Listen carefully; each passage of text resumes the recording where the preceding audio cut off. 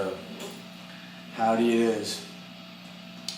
So I'm just working on, I've been sitting here for like 20 minutes trying to get that right. So, right, trying to get it good enough where I was like, okay, I can put that on a video. But sometimes that's what it takes. You just gotta sit here and be patient and really listen to the backing track that you created for yourself and hone in on those chord tones, and that's what we're going to be working on today. Real quick, I wanted to talk about like a good lead tone that has a little bit of dirt but still retains its cleanliness, if you will. So a clean tone with a little bit of dirt. What I've found is a good fuzz pedal with the level backed way down and the fuzz at about noon really gets you some nice, slightly, like when you dig in, you get a little bit of hair, but for the most part it's still clean. But if you hit it hard, you can hear that it breaks up just a little bit, but it's still not completely oversaturated or overdriven or anything. So that's my little trick for today if you're looking for a slightly dirty lead tone. Anyways, we're soloing over a country progression in the key G. It goes G, C, G, D, G, C, G, D, G. And that's the turnaround lick. Kind of a classic country or bluegrass lick. Usually when you hear that, it means we're going back to the beginning. So one more time, G, C, G, D, G, C, G, D, G. Then it loops over and over again until you're satisfied.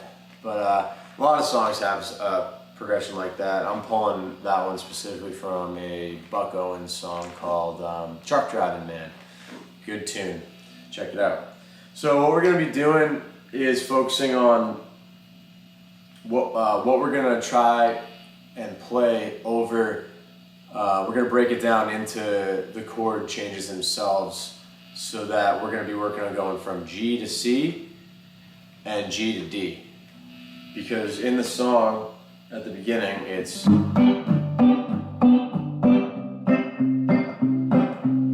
G to C.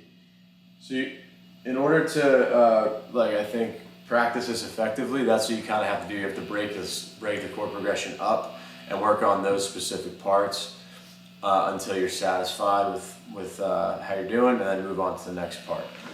So the first part would be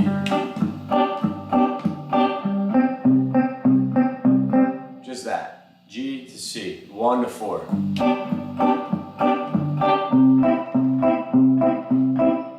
Alright, so let me show you how I kind of outlined those two changes in the solo that I played. So I was thinking sliding up to the B string, 3rd fret. And why does that sound good over a G chord? Because there's our G, and the 3rd fret of the B string is part of our G triad. So what better way to start a solo than sliding into the triad? It's also one of the, like a melody note.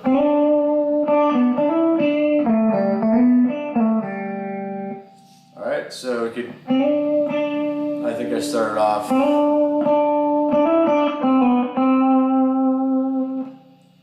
when I get to the first fret of the B string, something in your ear should have like lit up, like whoa, something changed, and that signifies when we reach the first fret of the B string that we've reached the C chord. So remember, we're going.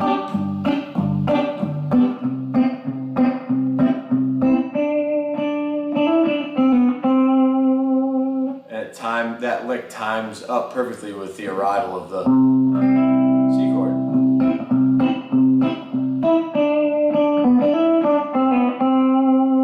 So what you can do is you can play around with different licks that get you to the same place. So what I mean by that is maybe you could go, as long as you land on the first fret of the B string, which is outlining our C chord, as long as you get there in time, you can play whatever the heck you want.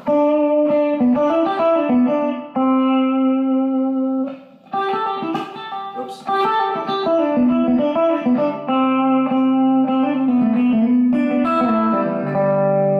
You know what I mean? So this is the rhythm we're focusing on.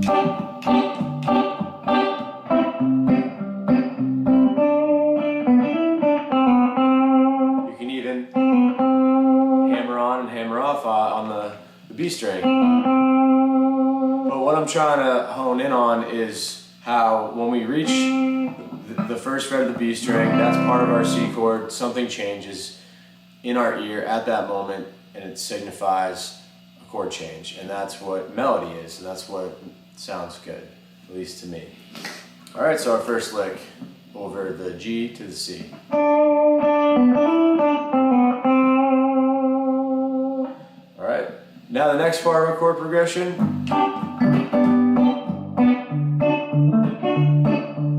Now we're going G to D. Okay, so we did G to C, now we're going G to D, 1 to 4, 1 to 5. And so something that I did in my solo that outlined the G to D kind of sound.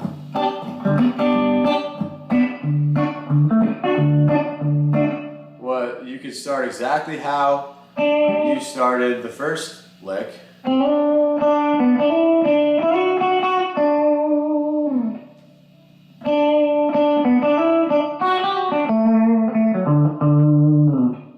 lot of options.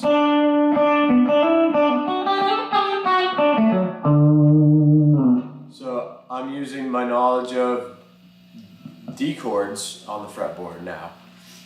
So starting the lick exactly the same, because that's our G lick, we'll call it.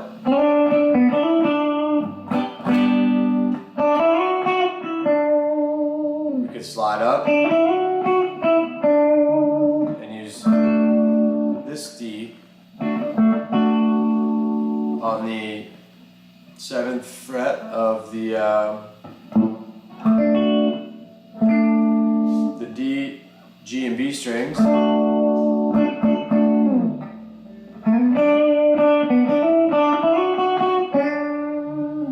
See how we go right on top of that triad?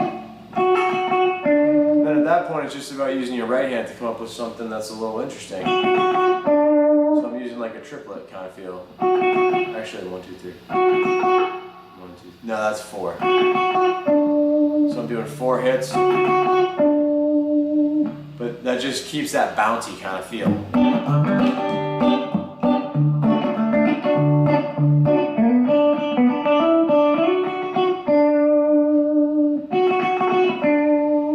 That's good for your alternate picking.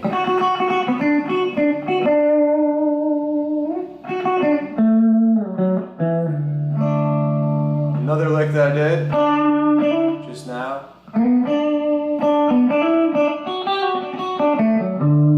You just go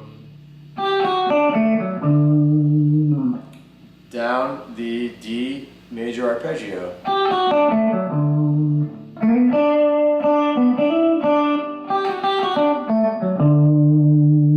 So starting to look exactly the same.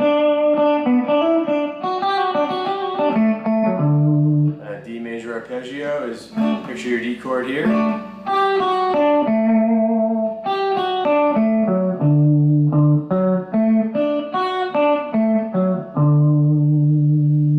Alright?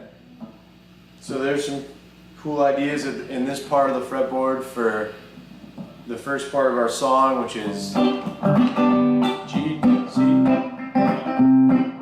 G, D. Okay, now we're going back to G to C. That's the next part of our song, back to G to C. Now let's move up here. Well, when the G comes back, we can visualize this G, which puts us in our PV box. That's a little bend that I enjoy. So, I know most of us are used to doing this. Maybe we're not used to hybrid picking it, so both notes ring out at the same time. That gives it like a pedal steel kind of feel. So G comes back. Sorry. How about that?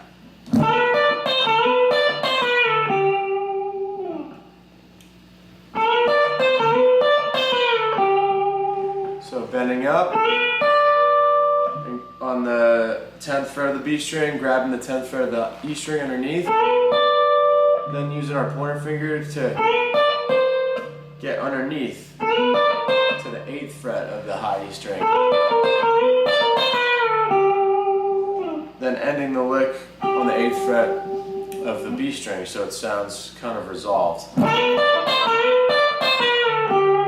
And then that's timing that lick is timed perfectly to come down on your C chord, right? So we're playing it.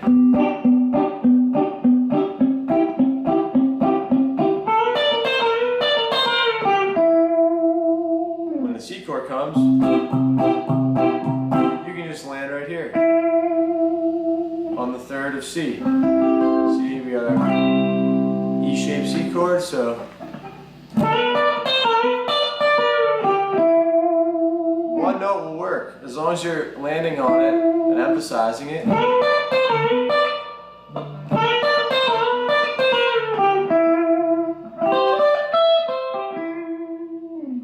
That's a cool lick right out of our C major arpeggio.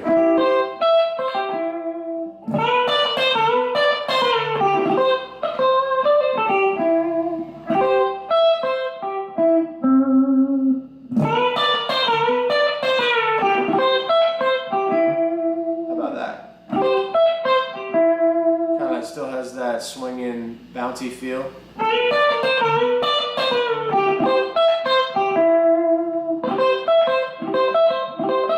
That's a good exercise for a C. Pinky's going all the way up to 12. Then right back down the arpeggio.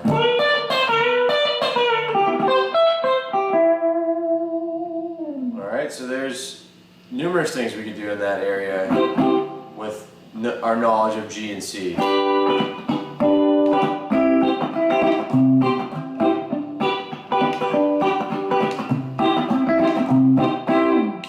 Okay, moving on to our the final part of the song is G back to D, back to G. If we want to stay in this area, we can go back to our G kind of pedal steel lick, but let's go up a whole step. So it's the same kind of thing we did here, but now we're going, so half step bend on the B of 12, using our pinky to grab the 12th fret of the high E string. Pointer finger sneaks underneath to get the 10th fret of the high E. So then we know, we know that our D is right here, right?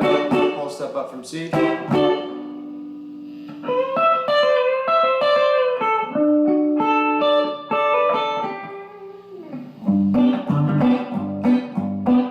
That's all. So this part of the song is a little different. It's a quicker switch. So G, D, G. How do we outline that?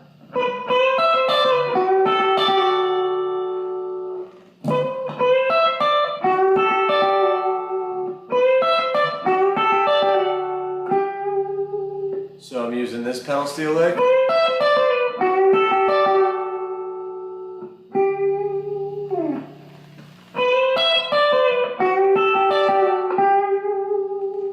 So this one is just holding down a D triad, bending slightly on the G string up to the 12th fret, and then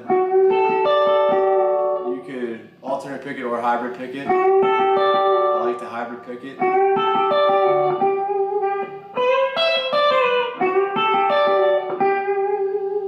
That's our 1 to 5 lick. See how we land on the 12th fret of the G string? We're right out of a G triad. And see how that outlines pretty well. Another final thing we could do from 1 to 5.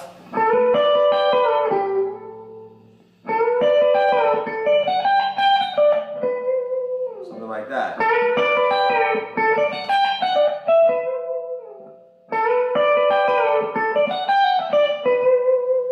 So pedal steel lick.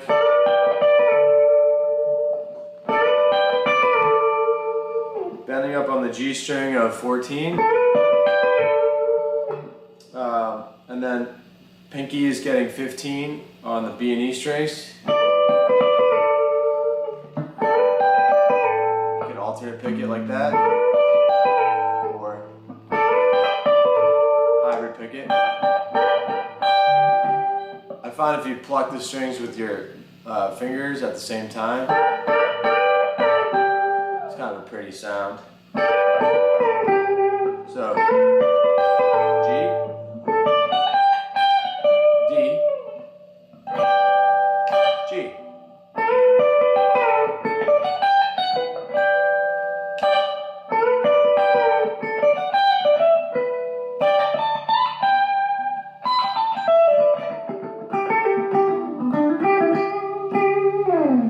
So really it's all about, the foundation of all this is, number one, knowing your chord progression and knowing it so well that you know which chords are approaching, and so your ear will naturally start to seek out these notes when you know the different chords are coming, right? When you know it's going to be G to C, you're already going to be thinking about, oh, where can I find a C chord tone in this area of the fretboard that I'm currently playing in?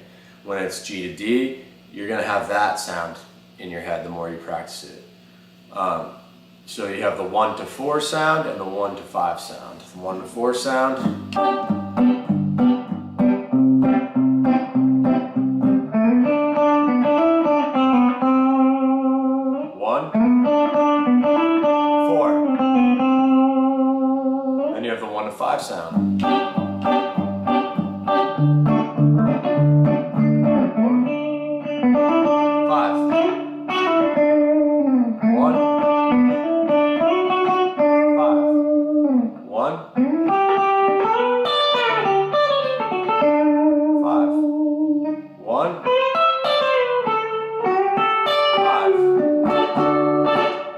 Alright, so I hope that helps.